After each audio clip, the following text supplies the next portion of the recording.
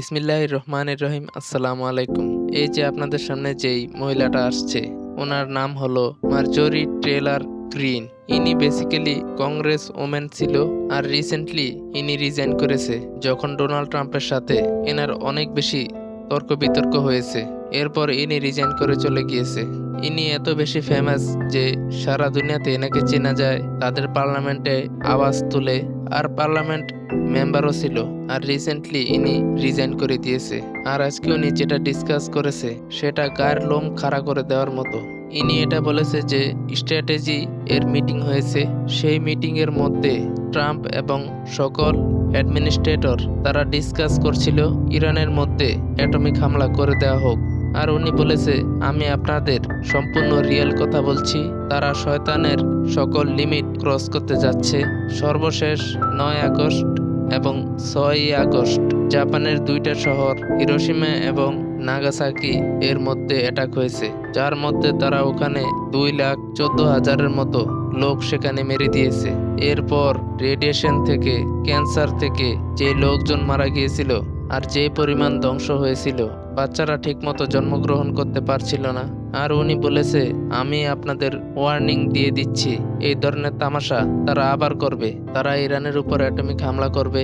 আর সারা দুনিয়ার সামনে একটাই ঘটনা বারবার তুলে ধরছে যে ইরান অ্যাটমিক পাওয়ার হতে যাচ্ছে, আর এই কাহিনী তারা সারা দুনিয়াকে বলবে।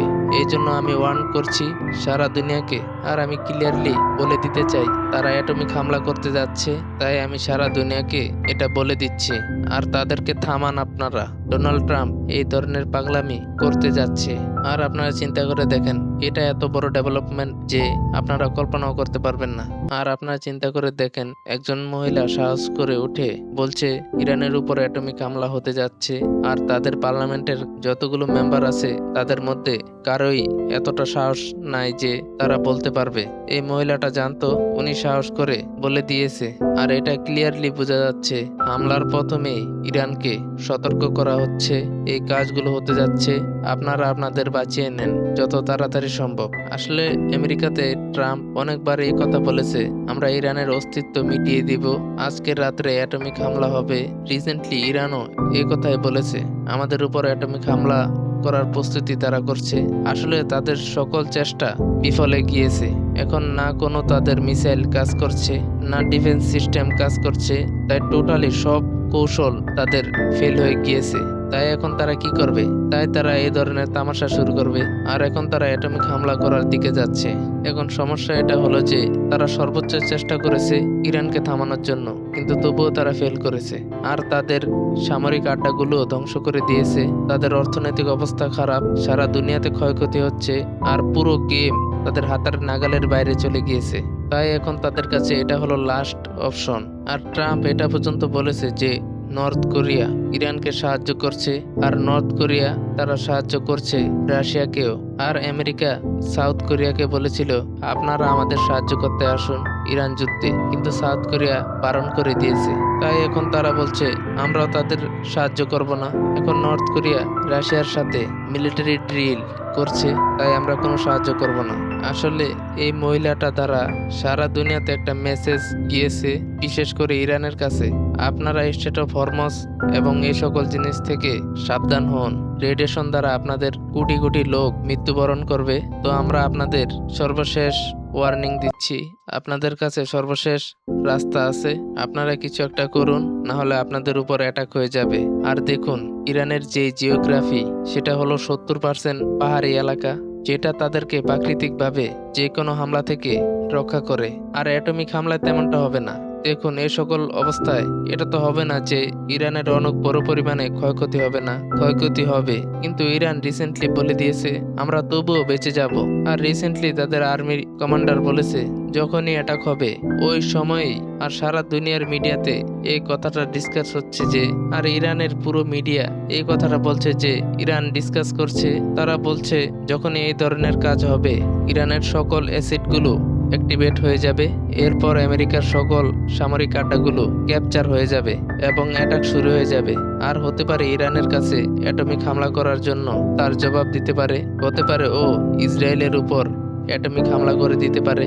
তখন আপনারাই বলুন, রেড সি তো বন্ধ হয়েই যাবে, তেল গ্যাসের বিজনেস, সারা দুনিয়া অন্ধকারে ডুবে যাবে, এরপর যে ক্ষয়ক্ষতি হবে সেটা আপনারা কল্পনাও করতে পারবেন না। তো এটা অনেক ভয়ঙ্কর একটা জিনিস যেটা সামনে আসছে।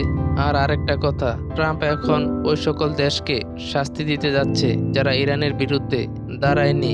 এটার ভিতর দুইটা কথা আছে। প্রথমত, সাউথ কোরিয়াকে শাস্তি দিবে, কারণ ও ট্রাম্পের কথা অমান্য করেছে রিসেন্টলি। আর নর্থ কোরিয়াকে উস্কে দিবে যাতে করে নতুন ফ্রন্ট খোলা থেকে নিজেদের বাঁচিয়ে নেয়। তো আমেরিকার জন্য সবচেয়ে বড় সমস্যা এটা যে তারা কখনোই এত দুর্বল গ্রাউন্ডে ইতিহাসে আর কখনোই আসে নাই যেটা তারা এখন এসেছে। আর ইসরায়েল এখানে চুপ করে বসে থাকবে না, কারণ ইরান এখন এত বড় শক্তিতে পরিণত হয়েছে যে যা অন্য কোনো দেশ অর্জন করে নেয়। আর আসলে এই যে অ্যাটমিক হামলা করার যে ঘটনা, এই প্ল্যানটা হলো ইসরায়েলের। গত বছর যখন যুদ্ধ হচ্ছিল, ইসরায়েল ট্রাম্পকে বলেছিল, তোমরা যদি ইরানের নিউক্লিয়ার ফ্যাসিলিটিজের উপর হামলা না করো। এটা ওই সময়কার ঘটনা যখন প্রথম কাতারের উপর হামলা হয়েছিল। তারপর ইসরায়েল বলেছিল, তাহলে আমরা ইরানের উপর অ্যাটমিক হামলা করে দিব। আর দেখুন, স্যামসাং অপশন ইসরায়েল কি জন্য রেখেছে? এই কারণে রেখেছে যে যদি আমরা ধ্বংস হয়ে যাই তাহলে আমাদের আগে এদেরকে সবাইকে ধ্বংস করে দিব। এখন এর থেকে বোঝা যায় আমেরিকার অবস্থা অনেক বেশি খারাপ। আর সবচেয়ে বড় প্রশ্ন এটা যে আমেরিকা এসব কিছু কন্ট্রোল করতে পারবে? আর দেখুন, রাশিয়া, চায়না এবং নর্থ কোরিয়া তারা তো চুপ করে বসে থাকবে না। যদি এই ধরনের ঘটনা ঘটে তাহলে আমেরিকার উপর সরাসরি অ্যাটমিক হামলা হতে পারে। এরপর সবকিছু আউট অফ কন্ট্রোল হয়ে যাবে। আপনারা জানেন যে রিসেন্টলি রিপোর্ট লিক হয়েছিল, সেখানে ইসরায়েলকে মানা করে দেওয়া হয়েছিল রাশিয়ার পক্ষ থেকে, যদি তারা ইরানের উপর অ্যাটাক করে এরপর রাশিয়াও ইসরায়েলের উপর অ্যাটমিক হামলা করে দিবে। আর এখন পর্যন্ত রাশিয়া কোথাও না কোথাও ইসরায়েলের জন্য সফট কর্নার রেখে দিয়েছে, কারণ তাদের 18-20 লাখ রাশিয়ান তারা আজকেও ইসরায়েলের মধ্যে থাকে। তাই আপনারা যদি এই ধরনের পরিস্থিতি দেখেন তাহলে আপনারা বাকি কাজ কিভাবে করবেন? আর কোথাও না কোথাও আমেরিকা এই জিনিসটা ফয়সালা করে ফেলেছে যে এই যে স্ট্র্যাটেজি মিটিং, সিকিউরিটি মিটিং, এগুলোর মধ্যে এসব ডিসকাস হচ্ছে। আর ডোনাল্ড ট্রাম্প রিসেন্টলি বলেছে, জেনারেল ড্যান কেইন এনার ব্যাপারে যখন রিপোর্ট হয়েছে আমেরিকান মিডিয়াতে, তখন উনি বলেছিল যখন তাদেরকে ফর্মুলা পেশ করা হয়েছে সেটা অনেক বেশি ভয়ঙ্কর ছিল, আর তাতে আমেরিকার অনেক বেশি ক্ষয়ক্ষতি হতো। আর ওখানে ট্রাম্প অনেক বেশি ফ্রাস্ট্রেটেড ছিল আর বলছিল, তোমরা এই ধরনের প্ল্যান কেন এনেছ? এটার মধ্যে তো সাকসেসফুল হওয়ার সম্ভাবনা 2-3%। তাই এসব অবস্থাতে আমেরিকাকে কোথাও না কোথাও এখন লড়াই করতে হবে। আর আমেরিকার সিচুয়েশনও অনেক বেশি খারাপ। তো আজকে এই ক্লিয়ার ঘটনা সামনে এসেছে, এটা শুধু যুদ্ধের দিকে ঠেলে দিবে না, এটা সারা দুনিয়াকে ধ্বংসের দিকে ঠেলে দিবে। আর কিতাবের মধ্যে মেনশন করা আছে যে শেষ সময়ে যে যুদ্ধটা হবে সেটা এত বেশি খুন খারাপি হবে যে মানুষ তার চোখে এই ধরনের যুদ্ধ কখনোই দেখে নাই। আমরা কি সেই জিনিসের দিকে আগাচ্ছি না? তো আমেরিকা এ সকল জিনিসের মধ্যে ধ্বংসের দিকে যাচ্ছে না? অবশ্যই যাচ্ছে। তো আমেরিকা এখন কোথায় গিয়ে থামবে, কোথায় গিয়ে তাদের অবস্থা ঠিক হবে সেটা সময়ই বলে দিবে। আর তারা এই পাগলামি যে কোনো সময় করতে পারে, আর এই পাগলামি করার জন্য তারা বসে আছে। কলিব্রিক্স চ্যানেলকে সাবস্ক্রাইব করতে ভুলবেন না। পরের ভিডিওতে দেখা হবে।